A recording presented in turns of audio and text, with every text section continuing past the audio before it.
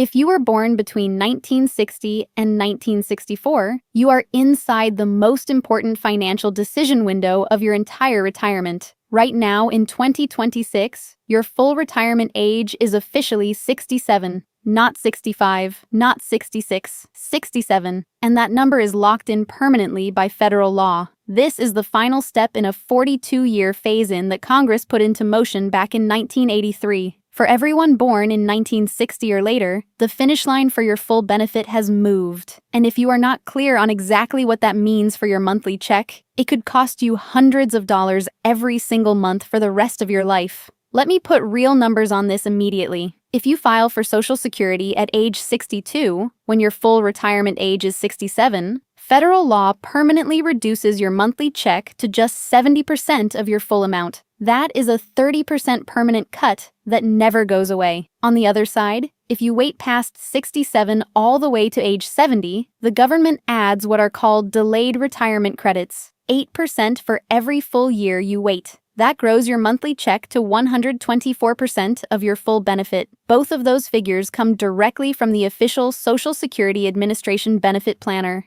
at ssa.gov. Everything I am sharing today comes from the published SSA retirement tables and the official federal rules for your birth year. I want you to be able to look up every number yourself, and I will give you exactly where to go at the end of this video. And quickly before we go further, this kind of information does not arrive in your mailbox. Nobody from the government calls to walk you through this. The difference between knowing and not knowing can be hundreds of dollars a month for 20 or 30 years of retirement. If you want a channel that breaks down real benefit rules from official sources in plain language, please hit subscribe right now. It takes 2 seconds and it costs you nothing. Alright, let us walk through this step by step. First, what changed and why? The original Social Security retirement age was 65. That held from the program's beginning in 1935, all the way until Congress passed the Social Security Amendments of 1983. That law gradually raised the full retirement age in 2-month increments per birth year, a slow climb intended to reflect longer life expectancies and strengthen the program's long-term finances. The increase paused at 66 for people born from 1943 through 1954, then resumed again starting with people born in 1955, climbing 2 more months per birth year until it reached 67. For anyone born from 1960 onward, the SSA's official retirement planner confirms your full retirement age is 67. Under current law, that is the final scheduled increase. It does not go higher for this group. If you were born in 1959, your full retirement age is 66 and 10 months. Born in 1958, it is 66 and 8 months. But from 1960 forward, every birth year lands at 67. Here is why this is critical right now. People born between 1960 and 1964 are currently between the ages of 62 and 66. You are in the exact window where you can legally begin claiming, and also where claiming too early creates a permanent, lifelong financial consequence. Second, the 30% reduction and what it actually costs. The SSA benefit table for people born in 1960 or later is published right on their website. Claiming at exactly age 62 gives you 70% of what your full monthly benefit would be at age 67. That 30% reduction is not temporary. It does not correct itself at 67. It follows you for every check you ever receive. The Social Security Administration reports the average monthly retirement benefit for January 2026 is $2,071. Your individual benefit depends on your own earnings history and may be higher or lower. But using that average as an illustration, someone with a full benefit of $2,071 at age 67 would receive approximately $1,450 per month if they filed at 62. That is a gap of roughly $620 every single month. Over 1 year alone, that is more than $7,400 in reduced income. Over 10 years, it approaches $74,000, and that calculation does not even account for cost of living adjustments, which compound the gap further over time. Because your annual COLA percentage is applied to your reduced base, a smaller starting benefit means a smaller dollar increase every year. The distance between early filers and full-age filers does not hold steady. It grows.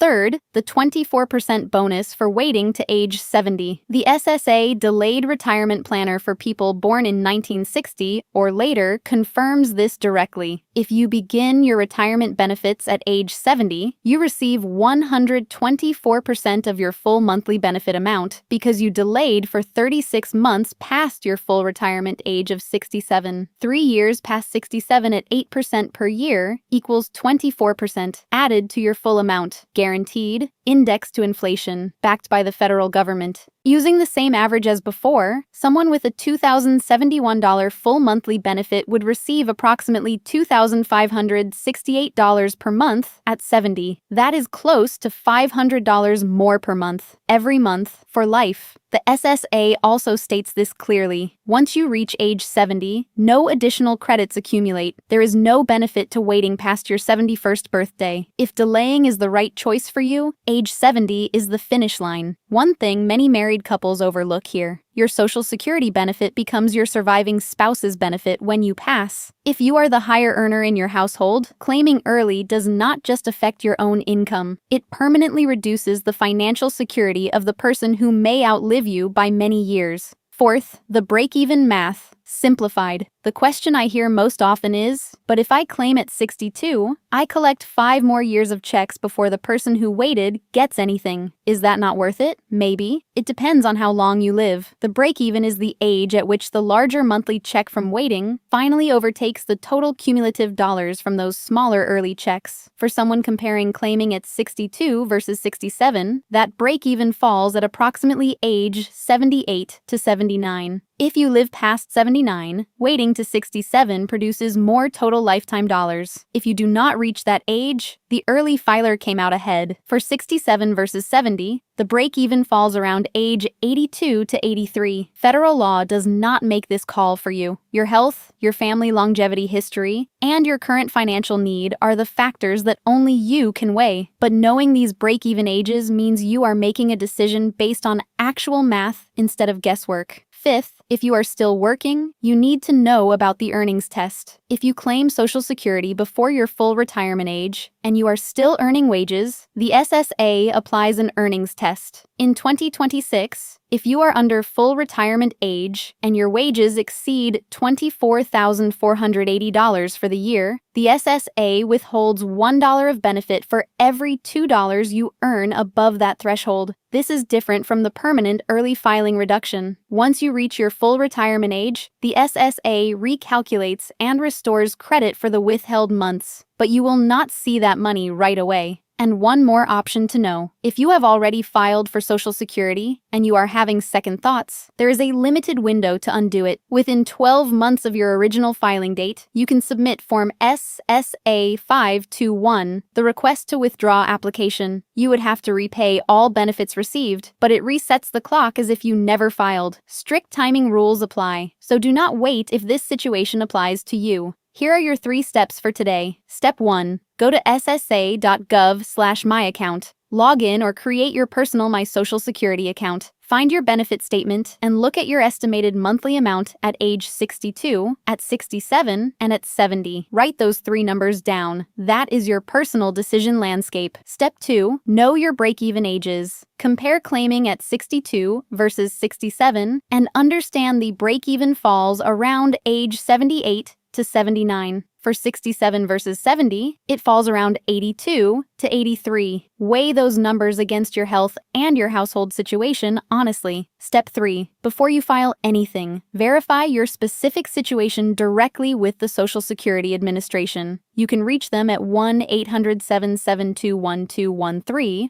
or at ssa.gov. Your benefit amount is based on your individual earnings record, and the rules can interact in ways that are specific to your situation. Always confirm directly with SSA. Here is the bottom line. If you were born in 1960 or later, your full retirement age is 67. That is the final scheduled number under current federal law. Claiming at 62 permanently reduces your monthly check by 30%. A reduction that compounds through every cost of living adjustment for as long as you live. Waiting to 70 permanently increases your check to 124% of your full amount, and the break-even math tells you exactly when the waiting pays off. This is one of the biggest financial decisions you will ever make. You deserve to make it with real information in front of you. Next video on this channel, we are going to walk through what happens when you are collecting Social Security and still working at the same time, including a step-by-step breakdown of the earnings test and the Medicare enrollment timing trap that catches a lot of people off guard in their mid-60s. That is a combination with real dollar consequences, and I will walk through all of it. If today helped you see your options more clearly, please share this video with anyone you know who has a birthday in the 1960s. They may be making this decision right now and not even realize what is at stake. And if you have not subscribed yet, do it now. This channel is here to protect your benefits with straight facts, nothing else.